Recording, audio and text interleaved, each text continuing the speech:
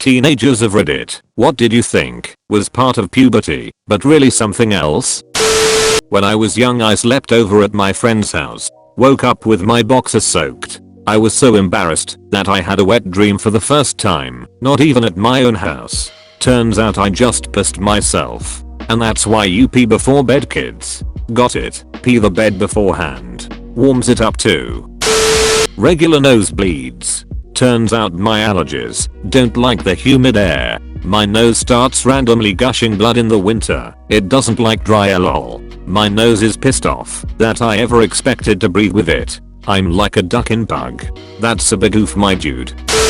Growing up I was really close with my cousin. We were the same age, lived in the same neighborhood, went to the same school, and had the same group of friends. I remember during junior high school he changed quite a bit, and at the time I didn't have the mental or emotional capacity to wonder why or figure out on a deep level what could have been happening. He used to be very fun, jovial, and enjoyed hanging out with me and my friends. Suddenly around the time we turned 11 or so, he became much quieter, preferred to keep to himself, and started becoming a lot more introverted. I figured that at that time we were all going through puberty, and as we learned in class, as our bodies change, so could other parts of our personalities. I figured, hey, I never liked girls before, but suddenly I want nothing more than to hang out with girls, and so he probably had a similar change, only with regards to his social preferences. I only recently found out, 20 years later, that his father got heavy into alcohol right around that time, and he abused him. Definitely physically and verbally, possibly sexually. He didn't quite go there, and I didn't push. His father ultimately left his family, and the story we were told at the time was that he was traveling for business, but that everything was fine. So we had no choice but to accept this. It breaks my heart that at that time I could have been there for him, but I had no idea something deep was happening that was causing a fundamental change to my cousin's personality. I just assumed he was going through some natural changes and that his natural personality was coming out. But it turns out the worst thing that could happen to a child, having your parent abuse you, was happening, and that was the reason for his sudden change.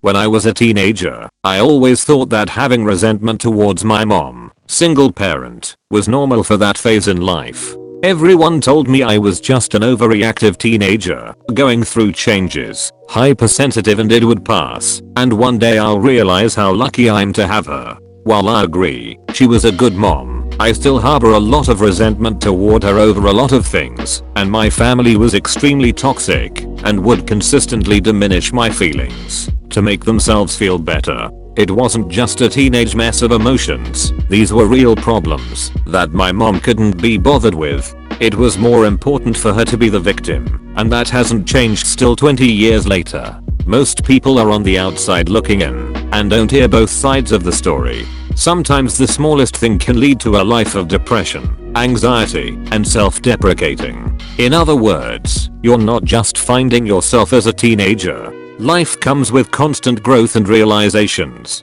Don't ignore your instinct, because everyone is telling you otherwise.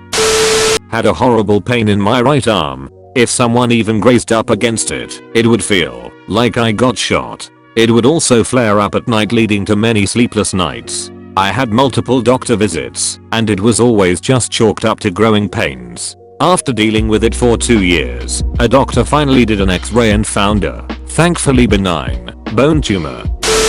Insanely heavy painful period. Massive weight gain. Being uncontrollably mean to my mom, and then crying because I didn't know why I was being mean to my mom. My puberty was so bad my mom took me to all kinds of doctors. She felt like I was possessed and also dying. I physically could not get out of bed on my period. Turns out I have PMDD, bipolar disorder, and an underactive thyroid. I went on birth control at 11 to control the bleeding and mood swings. Mood stabilizers around 13, and then thyroid meds at 15, and life was much better.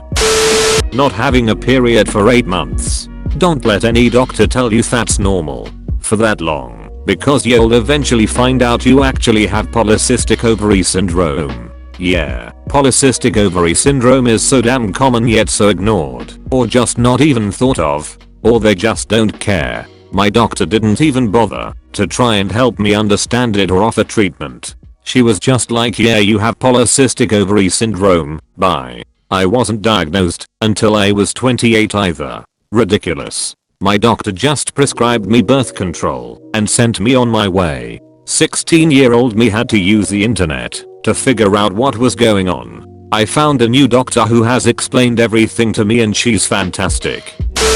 I was feeling a very large disconnect from everyone around me, especially people my age. I constantly visualized being in a bubble separate from everyone else, and I had a hard time having conversations. But I just thought it was puberty because I didn't want to self-diagnose, and I figured everyone else felt the same. Turns out it was Asperger's.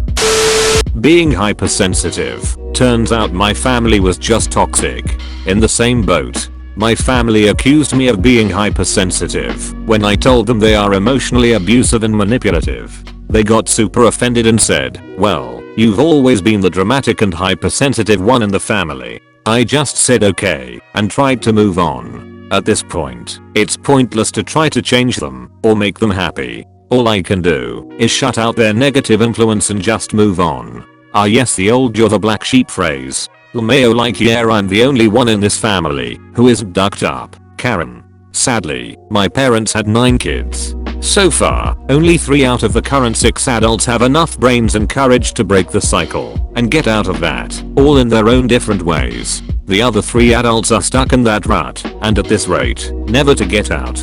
The younger 3 kids, all I can do is be there for them and try to be a good influence, showing them how the grass is definitely greener over here. Being awkward. Turns out I'm just doomed to always be a little awkward, lol. Username checks out. Not knowing what to do with my life. I'm in the same situation. I think a contributing factor to this is the pressure put onto young people via school, family and others to follow a positive destination instantly, such as going straight to uni or college after high school, and trying to pressure them into knowing what their future life goals will be. It's particularly difficult right now, with the uncertainty of the coronavirus pandemic. You don't need your whole life planned out right now. Just live day by day and see where it goes. Saying we'll get there when we get there is a perfectly valid way to live in the moment and enjoy life, but I've known some people who took it too far and ended up in really bad situations they can't get out of. The emergence of a deep-seated anger towards my parents. Television and media showed me that conflicts between teen and parent was a normal part of growing up and my unidentifiable. At the time, anger was just raging hormones. It didn't help that my family would side me, citing my growing up as being the cause of the troubles. In some ways they were right. Turns out I was just beginning to understand that my parents were controlling bullies, and they felt threatened and wanted to knock me down harder the more I tried to have my own identity and boundaries. Teenagehood sucks for so many kids. They're just trying to figure life and themselves out and get stereotyped and invalidated by society at large just because of their age. When I was a teen, I had severe depression brought on by trauma due to my abusive family. Cannot count how many times they gaslighted me with "it's just your hormones. Duck off with that." That's the reason I have trouble considering anything I've been through as trauma. Therapists have to deal with me going, nah, it's not trauma. Just some stuff I went through.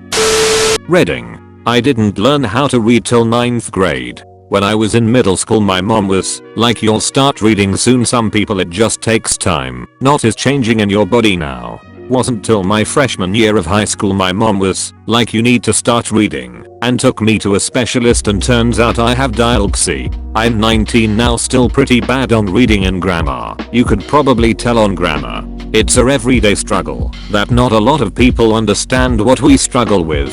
Side note. Never make someone if they actually have some kind of mental issue. We didn't choose to be like that, it just happened. I'd much rather be normal. First off, I'm sorry you had this issue and that it took so long for you to be diagnosed. I'm glad you are doing better. Second off, what up, I'm Judd, I'm 19 and I never ducking learned how to read. Hi, mom here, not a teen. My preteen has the flu a month or so ago. Time means nothing right now. He ran to the bathroom and got sick. I grabbed what I could to comfort him, and when he was done he asked me, "Is this puberty?" I assured him it was just the flu. Puberty would suck too, but not like this. That's honestly kind of funny.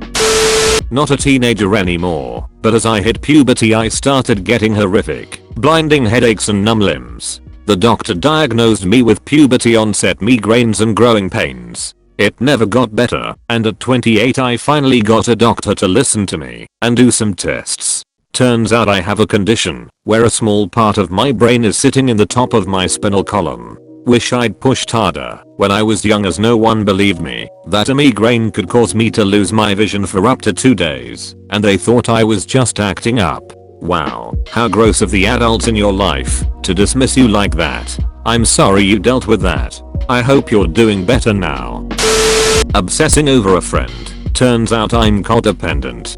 Fun times lol. Mayo, for me it just turned out that I'm actually gay and like them. What happened next? Lol. She said she could never date a friend, and we still talk almost every day, but she gets annoyed every time I mention that I like someone else because she thinks I'm replacing her. Sorry to insert myself in this convo, but just want to point out that someone who won't date you, but also complains when you want to date a person, is not looking out for your best interest. I had a friend want to date me, but I didn't feel the same. Then that friend found a partner, and I felt happiness for them. That's the right response, period.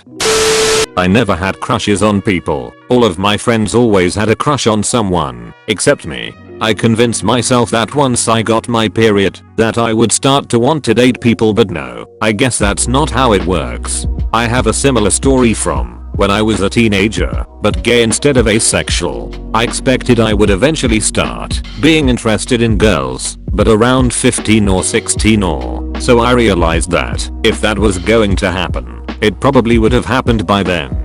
I'd assumed the way I felt about men was how most guys were. I didn't really have anything to compare to. After all, since we can't experience how other people feel, so I didn't realize until then that, no, that isn't how most guys are. I hadn't recognized I was into men, because my notions about my sexuality at the time were based off that incorrect assumption. It was only after I had a decent understanding of what the feelings associated with attraction were supposed to be that I realized that I wasn't becoming interested in women was not because I was just taking longer than my peers, but instead was because I'm gay. On the bright side, this meant I didn't realize this until after phrases like "that's so gay" to describe something the speaker doesn't like were no longer prevalent among my peers, and I had an opportunity to learn on a serious level what homosexuality was instead of the complete joke my middle school classmates had made it.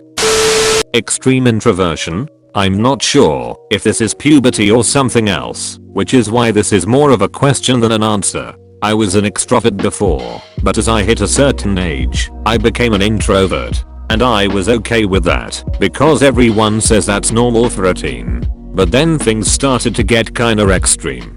I moved from my school because I wanted to cut ties with the small group of friends I had and people I knew that had an outgoing, social kinda impression of me because I was with them practically all my life. I shut off everyone at my new school and didn't speak to anyone unless necessary. I grew distant from everybody I knew, including my family. I would rather get physically hurt than speak to anyone or go outside my room. It's not that I can't talk to people or am socially awkward, it's just that I loathe doing so. And I fantasize a lot, especially about my life, like how it would go if I was more social, or if I did blah or blah, which sometimes makes me wonder for a second if I secretly yearn for a social life, but then I snap out of it because I know it's not true. My mom tries to drag me to social events and enroll me in clubs, but it's just pointless, and she knows it. And I honestly don't care if this is because of puberty or not, or if this is normal or not, because right now I'm happier than I've ever been. Without relationships or people or socializing. So, I'm really just asking out of curiosity here if this is because of puberty I mean. Subscribe and leave a like. Please.